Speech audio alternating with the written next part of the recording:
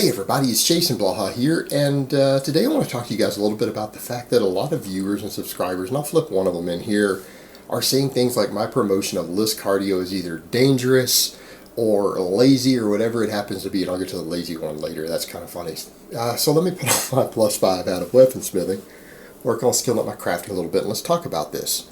Alright guys, the first one we saw there, they're basically saying, look, I'm upset that you're promoting this. Haven't you seen all the studies on endurance athletes who've gone too far? And, not everyone can just do 3 hours of LISS cardio every day. Alright guys, I'm aware that not everyone has the free time to do 3 hours of LISS cardio a day. But you know what? A lot of people out there seem to have time to do 2 hours of sitting around listening to music, 2 hours of watching TV, 2 hours of video gaming every single day. There's plenty of people who can do that. Why can't you do cardio while you do those things? Why can't people do cardio while they do those things? You could listen to music or an audiobook while you take a brisk walk around your neighborhood for 2 hours. Alright, you could go outside and walk for 2 hours. Alright, you can get a stationary bike while you watch your TV. You can find a way to do LISS cardio while doing all these other activities. Some people legitimately do not have the time, and I understand that. I obviously have a little more free time than a lot of people, but I have less than people would think. I really do. People really don't know what my life is like. I actually don't sit inside my house all day. Believe it or not, I spend a minimum of 4 hours outside of my house every day a week. Sometimes it's a lot more. So just because YouTube is my job doesn't mean I don't have other obligations, other things going on that I've been obligated to do. Doesn't mean that I'm actually in my home for 24 hours straight at a time. It's been months since I've actually stayed in my home and not left for like 24 hours for a full day. It's a very, very rare thing. So I'm out all the time too, guys. Not the recluse people seem to think I am. So you've got that to factor in. I make the time. I make the time to do my cardio. Alright, and there are literally days where I barely have enough time to get my 3 hours in. Between making videos and other stuff. There's a reason I don't make as many videos on my smaller channel these days. I used to make 3 a day on there also. I simply don't have the time because I'm doing cardio and stuff instead. It totally kills my time. So that being said, not everyone has the time to do that, but people sure do have a lot of other leisure time. And that's the point. They could, if they were concerned with their fitness, ideally, they could squeeze that in. Also, there's a big difference between endurance athlete and someone who does a couple hours of cardio a day. Alright, there's an enormous difference. First of all, humans are a very endurance-oriented species. We adapt to endurance work very, very fast. You would be surprised how quickly a person adapts to doing 2 hours or 3 hours of cardio a day who hasn't been doing any. That's something that you can literally do within a month. Something you can do within a month. Like you guys noticed on some of my work sets, I was really holding back on my deadlifts. Some of my lifts were struggling just a little bit early on when I went up from an hour of cardio 5 times a week to 2 to 3 hours 7 days a week. And that is 3 hours most of those days. 5 days a week I get in about 3 hours. I only get an hour or two a couple days a week. Just depends on what my schedule and recovery from training and everything allows for. So there's a difference between that and true endurance work. We handle that sort of cardio very, very well. Humans adapt to that very, very quickly. Like I said, it took me about a month to adapt in terms of my any sort of performance hits, soreness, things like that. Because yeah, I did have some of those things initially. When I increased really rapidly, started doing 3 hours a day, yes, I started getting a little bit of lower back pain and stuff. I couldn't deadlift for a week. I didn't deadlift for like 9 or 10 days. And then I came back and deadlifted, and then I built my deadlift back up. It went pretty well. I adapted. You will adapt also. Let's keep in mind, guys, I'm a 40-year-old man doing that who's lifting a lot heavier than the majority of people out there are going to lift. I'm not the strongest guy in the world, but I can assure you 95% of people who go to a gym will never lift the weights I lift in my normal training sessions. Alright, I'm 40 years old. I'm not blasting gear. I'm not on growth hormone. I'm on replacement amounts. I'm on the therapeutic amount here, guys. I'm not blasting a bunch of gear. And I'm 40. And if I can adapt to that, then surely you can adapt to that too. And the difference here, you can't look at studies on endurance athletes and compare that to people doing 2 or 3 hours of low intensity cardio a day. You need to understand endurance athletes don't just do 2 hours of cardio in a day, 3 hours. They would laugh at that. Endurance athletes who are training for marathons and things, it isn't uncommon for them to do a lot more than that. Because you remember how long it takes to run a marathon. You're going to train to build the endurance to run a marathon. You have to have the endurance to run a marathon. But you know what? The average healthy person can build to that level of endurance. But again, endurance athletes aren't just doing a couple hours. Some endurance athletes are putting in 40 hours a week or more towards their cardio and activities. Elite level athletes, again, guys like Michael Phelps, extreme elite athletes, he had a 48-hour swimming week. We know that at one time when we saw his training, swimming for 48 hours a week. It's a full-time job for them if you want to be a true endurance athlete. So you're comparing people who are doing sometimes 40 or more hours of LISS cardio to people who are doing 18 or 20.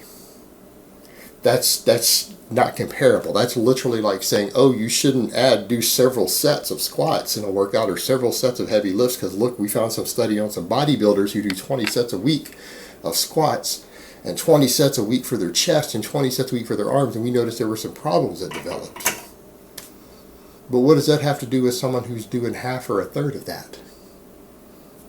It has nothing to do with it. Again, stimulate, don't annihilate depends upon maximum recoverable fatigue.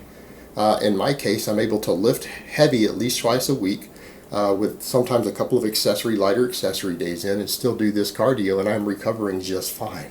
You guys see my lifts week to week. I'm putting up training footage at least once a week. You guys see what I'm lifting. I seem to be recovering okay. Scales going down, losing weight, getting leaner, and I'm recovering. I'm not promoting anything negative. I'm promoting people actually be more physically active. That's all I'm promoting here. That people could be doing low intensity endurance work during some of their leisure time. That's all I'm promoting. And to imply that that's dangerous or harmful is just insane. Like people would say things like, oh, they would rather just see someone lay around and be completely sedentary and rest all the time.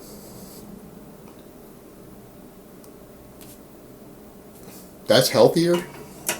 Being sedentary is a killer. We know that. So someone who has an office job shouldn't be doing a bunch of LISS cardio. They should only lift weights and then be sedentary the entire rest of the time. I don't understand, because LISS cardio is not that intense. Endurance work is not that intense or difficult on your body. Now, I've had other people say that that's being lazy. Oh, that's lazy. You're being so lazy and undisciplined with your diet. So let me get this straight.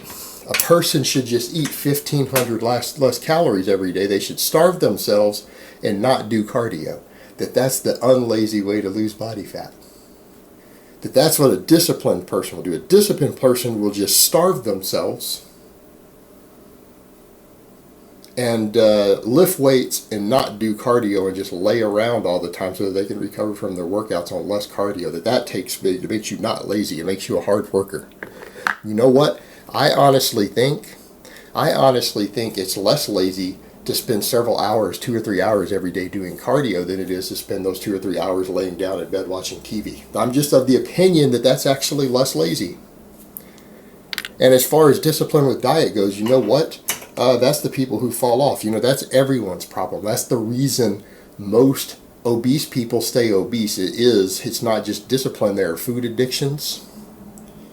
There are hyperpalatable foods, and some people just have literally insane appetites, and that's been studied. Some people have insane appetites, like if they don't eat, they actually feel physical pain. Now, at a certain point, you got to say, what's the point of the discipline when you're feeling pain and everything else if you're getting no payoff? In my case, because I'm doing so much cardio, I don't feel like I'm dieting. I feel like I get to eat as many potatoes and as much rice and whole wheat pasta and stuff as I want. I feel like because I'm full when I go to bed every night, I'm not sitting around hungry. Yeah, I do get hungry earlier in the day. And sometimes I do an extra hour of cardio, like I'll do an hour of cardio when I get hungry to stave off that hunger, because I don't feel hunger when I'm doing the cardio. It goes away till I'm done. So for me, it's actually an appetite control measure. It is part of my discipline of saying, okay, I'm hungry. Oh man, my stomach just kicking. I'm feeling hungry. Let me jump on my bike and get an hour of my cardio in or my last hour, or my first hour, or whatever it happens to be, because I do it in 1 to 2 hour blocks most of the time. Let me do that instead of eating. Because for some reason, when I'm doing cardio, my hunger pains disappear, my stomach stops grumbling, and part of that has to do with when you're doing any activity, blood flow is restricted to your GI tract. So I'm using a tool to actually restrict hunger so that I end up eating a little bit less, burning more calories and eating less. And to imply that it's lazy to do physical activity to blunt hunger is the most insane claim I've ever heard. I've had a bunch of trolls come in and say that I'm being lazy by doing that, lazy and undisciplined. So let me get that straight. It's lazy and undisciplined when you start to feel hungry to say, I'm going to go do an hour of cardio instead of eat. Because that blunts my hunger. My appetite goes away for the duration of the cardio, so I wait a little longer to eat and I burn an extra 500-600 calories real quick, then eat. I believe that's the opposite of laziness. I'm pretty sure this stuff that a lot of these people promote is laziness. I got ripped doing zero cardio. Well, guys, that's called meth and Adderall. Probably to some of these people, like you look the way they act, they're all tweaked out. They're using appetite suppressing drugs so that they can just starve themselves and do less cardio. I've noticed that. There's some YouTubers who do that. It should be easy to pick out who they are due to their behavior when they're cutting. That's not discipline either. That's kind of laziness also. I'm not using anything like that. I'm not using any drug to suppress my appetite. I'm using cardio to suppress my appetite. Alright guys, but that's really all I have to say on that today. I hope it's been informative, and I will talk to you guys next time.